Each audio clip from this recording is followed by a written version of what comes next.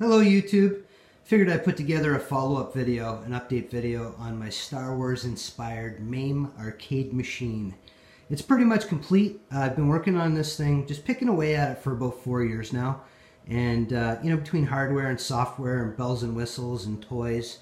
And I just recently added some audio and kind of some lights to it. So I figured I'd make an update video and show it off.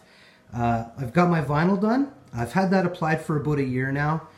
I had it printed off for about a year and a half. It took me about 6 months to pull the trigger. Kind of an intimidating thing to do. Just prepared myself by watching a couple other people do it on YouTube, and then just had at her. Turned out really well. I had the artwork done by this guy named Snake off the arcade controls for him, and he went ahead and did all the Photoshop work for me. I've got no clue on how to do that stuff. Eventually I want to dig into that and try it out, but yeah, I'm clueless right now. And sent it off to a Chinese manufacturer that printed it off for me, and it was like 160 Canadian to have the whole cabinet printed off. That's the two side arts, that's the marquee, the monitor bezel. I had an administrative panel printed off, and I had these two gun holsters printed off, kind of gun holster covers, and all 160 bucks, super cheap. Just one of these sides alone, guys, in Canada would cost me about 180 bucks to get up side printed off at a local print shop. So I would highly suggest you look that route. If people need some advice on that, let me know, and I'll be sure to hit you with the info. But what I was after on this is just basically having half the cabinet being the Jedi side and half of the cabinet being the Sith side, or the dark side of the Force. And really mostly after just kind of like the transition of Anakin Skywalker, which you can see on my bezel. You know, I wanted to kind of have that whole battle represented on the cabinet throughout. So it goes from this blue mist to a red mist on the cabinet. And I got my marquee says Star Wars Return of the Arcade. Originally, I had Star Wars Revenge of the Arcade, which is cool. I'm going to backlight that and kind of hang it on the wall, make it a wall hanger. And here's the Sith side. So it turned out really well. I'm really happy with it. It's very colorful. It's very bright.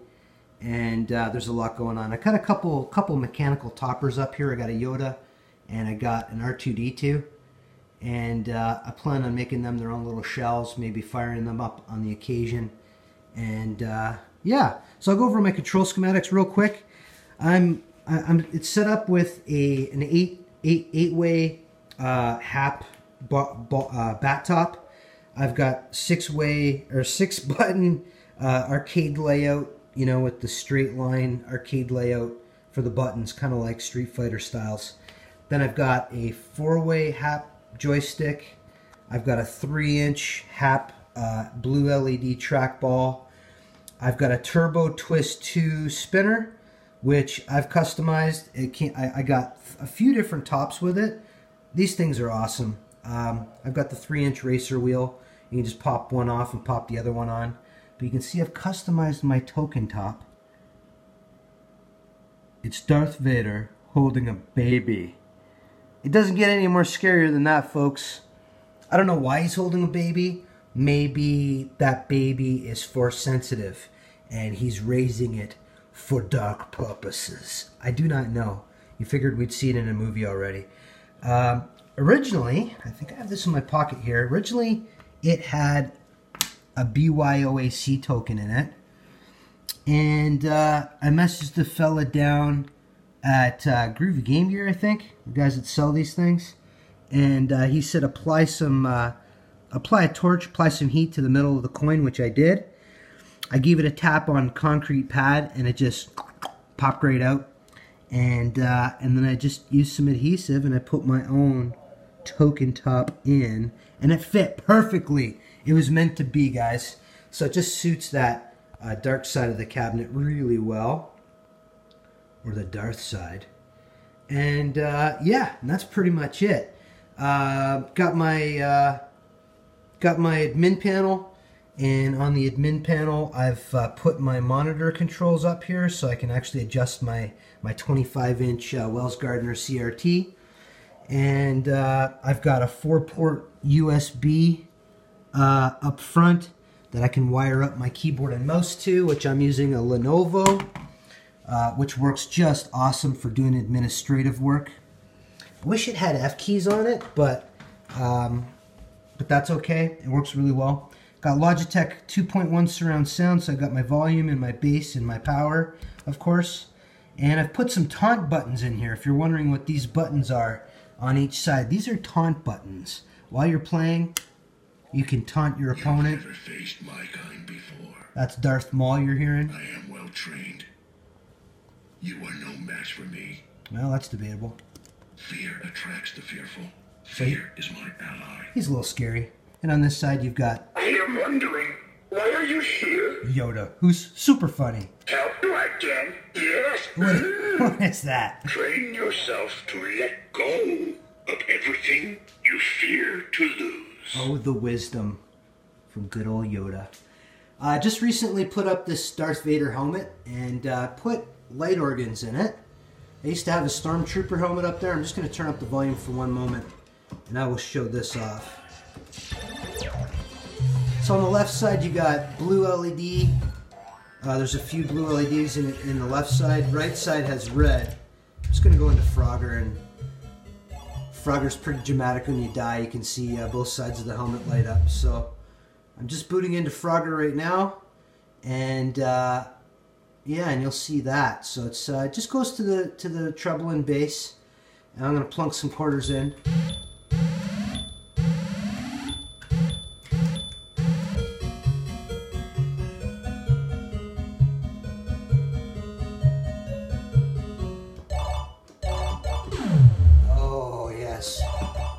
When you die, it's so dramatic.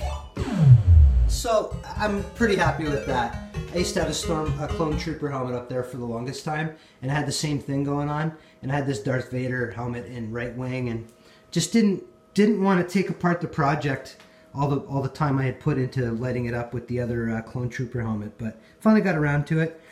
Down here on the coin mech, it used to be a four-player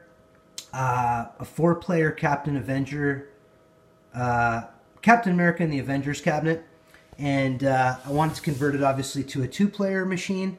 So what I did is I just used Darth Vader's chest box to cover the two inner coin mechs, and down here on your coin return I actually put 2 USB ports, and these are great, guys. These are off of eBay. They're the exact same size as an arcade button. If you got your specific hole saw bit for your arcade buttons, I think it's 22 mil. And you can see on the bottom you've got your USB, and on the bottom you've got an audio port for headphone jack. So if you want to play at night, you don't want to wake up the household or the familia, you can just plug in a headphone jack into that and you're good. This Darth Vader chest box is just some cheap toy I got off of Kijiji for 15 bucks.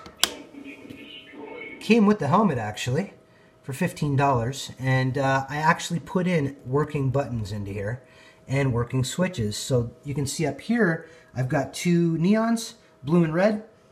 Those are sound activated, but there's an actual physical switch here where you can turn it on, and they're just on all the time. Kind of gives that lightsaber glow. And you can turn them off entirely, or you can put them to sound activated, and this pot right here is going to adjust your sensitivity to the sound activation. So yeah, that turned out pretty cool as well. And I put my own artwork in on the coin return, and so that turned out pretty cool as well. And I lit them up with some USB LED lights. They're just on a little breadboard with a few white LEDs in there, and I put those in there, which you can see here. Whoa, that's super bright. Yeah, and I already had the automotive bulbs that are wired into my J-Pack, and that was cool, but they're really dull looking. I really wanted to brighten them up, and that worked out really well. And then I put 3 red LEDs in here. They're on constant. I was going to have them strobe kind of to the movie, but to buy a kit like that or to make it myself, it was just a lot of work, and maybe eventually I'll get around to it. But right now I got 3 red LEDs that are constantly on, and they give that they give that look that I was after.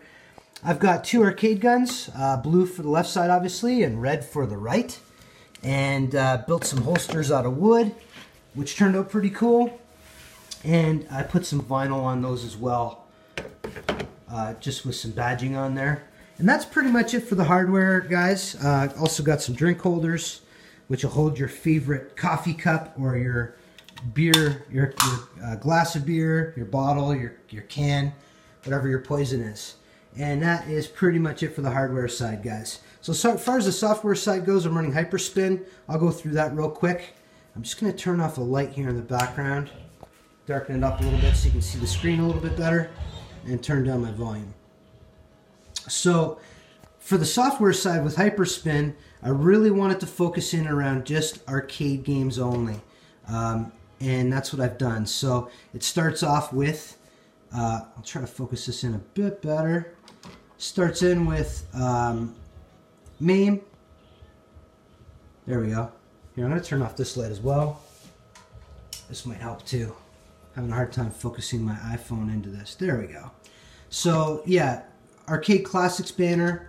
Underneath that you're going to have MAME, MAME 4-player, MAME the Good Clones. It's still not focused. Perfect. Okay. Now we're getting somewhere. MAME the Good Clones. You got MAME XXX Adult, MAME Kids, Homebrew MAME, Nessica X Live. So you got all your current gen arcade games that are being played in Japan right now as we speak. And then it's split up by manufacturer. Nintendo Classics, Sega Classics, Namco Classics, SNK Classics, Capcom Classics, Konami Classics, Taito Classics, so on and so forth.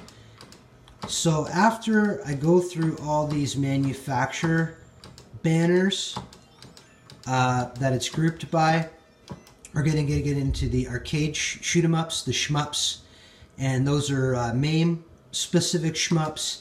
Then you've got Steam, Cave, and then you've got D-Mule, Open Bore, Sega Model 3, Model 2, Model 1, Naomi, Capcom 3, 2, and 1, Sega STV, some good fun games in there actually, Taito Type X2, Taito GNet, Zinc, Hyper Neo Geo 64, Sega Triforce, a few games in there, Daphne, AAE, Sega Hukuru, I don't know if I said that right, Pac-Man Battle Royale. So this is a PC-based game. You've got I think 3 or 4 Pac-Man games in there. You know, they're fun for companies. A lot of people are looking for Pac-Man if they're not familiar with arcades and stuff. And Pac-Man DX, Championship DX, which is a lot of fun as well. Loco Molito, you know, I love what this guy's done. He's kind of made his own twist on modernizing some classics. And I love his Ghouls and Ghosts or Ghosts and Goblins version. And I've played that thing for hours, and it's just as hard. Then it goes into peripheral gaming banner. So you got American laser games, racing games, your driving games, gun games, trackball games, golf games, Action Max, shooting games, obviously. Game console.